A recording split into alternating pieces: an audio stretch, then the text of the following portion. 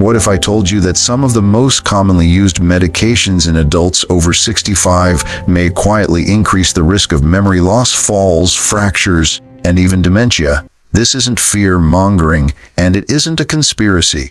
It's based on large medical studies and warnings from geriatric experts.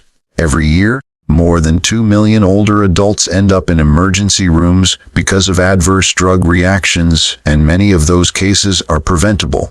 The issue isn't that these medications are always bad, but that aging bodies process drugs very differently than younger ones.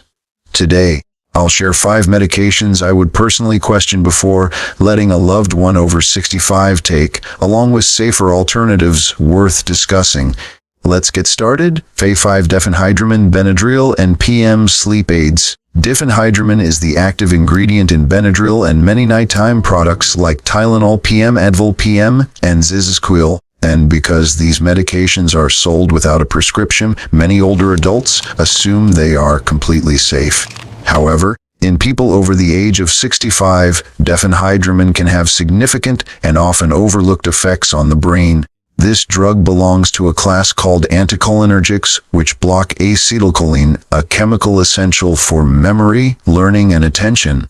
As we age, acetylcholine levels naturally decline, making the brain much more sensitive to medications that interfere with it. Studies have linked frequent or long-term use of anticholinergic drugs like diphenhydramine to increased risks of confusion, daytime drowsiness, falls, and even dementia in older adults. The risk is higher because aging livers and kidneys clear medications more slowly, allowing the drug to linger and affect balance and thinking well into the next day.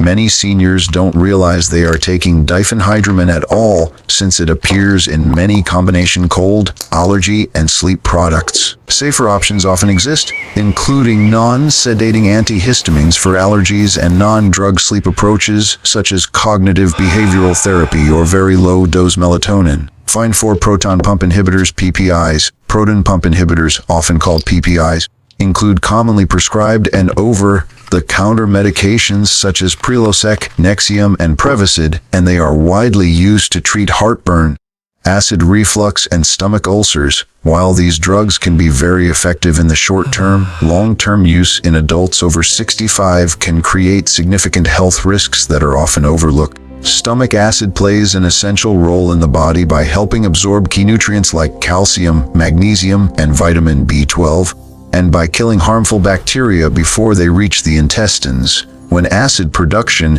is suppressed for months or years, nutrient absorption can decline, bones may weaken, and the risk of fractures increases, particularly hip fractures, which can be life-altering for older adults. Long-term PPI use has also been associated in studies with higher rates of serious infections, including Clostridioides difficile, which can cause severe diarrhea and dehydration and may be dangerous in seniors. Some research has also found an association between prolonged PPI use and increased risk of cognitive decline, although this relationship is still being studied. For many older adults, reflux symptoms can often be managed with lifestyle changes such as eating smaller meals, avoiding food close to bedtime, elevating the head of the bed, losing excess weight, and identifying trigger foods like caffeine, alcohol, or spicy meals. When medication is truly needed, PPIs should generally be used at the lowest effective dose and for the shortest duration possible, with regular review by a healthcare provider to ensure the benefits continue to outweigh the risks. Find 3 benzodiazepines: Xanax, Valium, Ativan. Benzodiazepines, including medications such as Xanax, Valium, Ativan, and similar drugs, are commonly prescribed to treat anxiety, panic, and sleep problems, but they can pose serious risks for adults over the age of 65. These medications work by enhancing the effects of a calming chemical in the brain, which can quickly reduce anxiety. But in older adults, this same effect often leads to excessive sedation, slowed reaction time, and impaired balance. Because of these risks, benzodiazepines are listed on the American Geriatrics Society's Beers criteria as medications that should generally be avoided in seniors when possible. Research has shown that older adults who use benzodiazepines are significantly more likely to experience falls and fractures, which can result in loss of independence, hospitalization, or long-term care placement.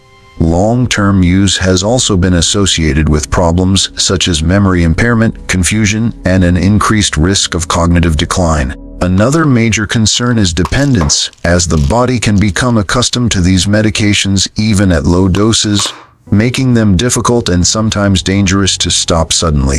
Withdrawal symptoms can include severe anxiety, insomnia, and in rare cases seizures, which is why these drugs should never be stopped abruptly. For many older adults, safer alternatives exist, including gradual tapering under medical supervision, cognitive behavioral therapy for anxiety or insomnia, regular physical activity, and relaxation or mindfulness techniques, which can help manage symptoms without the long-term risks associated with benzodiazepines. Opioid pain medications. Opioid pain medications such as oxycodone, hydrocodone, morphine, and fentanyl are still commonly prescribed to older adults, but seniors are far more sensitive to their effects than younger people.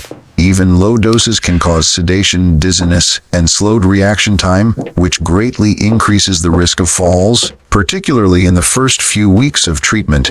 Studies show opioid use can raise fall risk several times over, and for an older adult, a single fall can result in fractures, hospitalization, or loss of independence. Opioids can also cause confusion, memory problems, and severe constipation that may require emergency care, and long-term use may actually worsen pain rather than improve it. Because of these risks, opioids are rarely the best long-term solution for chronic pain in older adults, and safer options such as physical therapy, non-drug pain programs, cognitive behavioral therapy for pain, topical treatments, and carefully selected non-opioid medications should be considered whenever possible, always with guidance from a healthcare provider.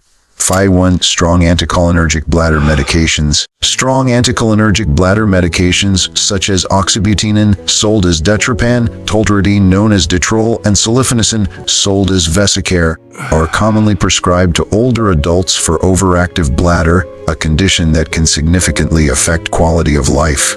However, these drugs are among the strongest anticholinergics used in seniors, meaning they block acetylcholine, a chemical essential for memory and normal brain function. Large studies have linked long-term use of these medications to a significantly increased risk of dementia, for you with some cognitive changes appearing within weeks of starting treatment. Because these changes develop gradually, many families mistake them for normal aging rather than medication effects. As a result, some seniors unknowingly trade bladder symptom relief for brain health. Safer options often exist, including bladder training, pelvic floor exercises, limiting evening fluids, avoiding caffeine and alcohol, and newer medications like mirabegron, which works through a different pathway and does not block acetylcholine when used under medical guidance. Before you go, remember this: every medication discussed today has a purpose, but what's safe at 40 may not be safe at 75. As we age, our brains and bodies respond to medications very differently, which is why regular medication reviews matter so much. And never stop or change a medication without speaking to a healthcare provider first.